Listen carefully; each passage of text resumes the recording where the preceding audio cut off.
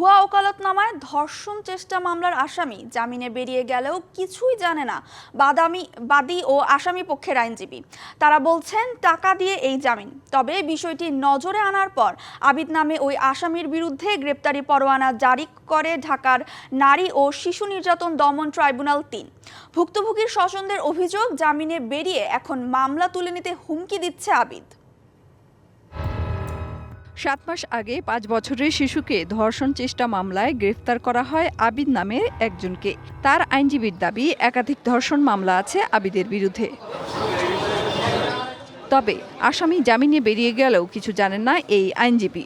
আসলে আমি আসামি পক্ষের আইনজীবী, আমার মামলা জামিন হলো অথবা আসামি বাইরে হয়ে গেলেও আমি জানলাম না।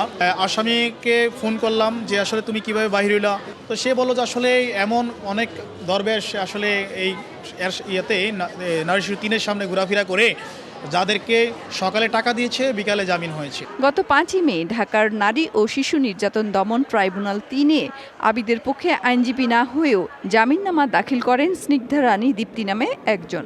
এরপর রাষ্ট্রপক্ষের আইনজীবীর উপস্থিতিতে জামিন হয় আবিদের। ভুয়া বেল বন্ড দাখিল করে কারামুক্ত হন পরদিন। আদেশ লেখে নাই। কালার এক্সপার্ট, জর্জ স্যাপ এবং মাইল্ড অন হ্যান্ডস টেকনোলজি সমৃদ্ধ অরিক্স ক্রিস্টাল ওয়াশ আপনার এ নিয়ে প্রশ্ন তুলেছেন বাদীপক্ষের আইনজীবী। ওই আদালতের পেশকার সহ সংশ্লিষ্টদের দায় আছে বলে অভিযোগ তার। আমি বাদীপক্ষের আইনজীবী হিসেবে মনে করি এই দায়ে সে এড়াইতে পারে না, কারণ সে চিনে, না হলে তো চিন করে অ্যাপ্রুভ করতো না।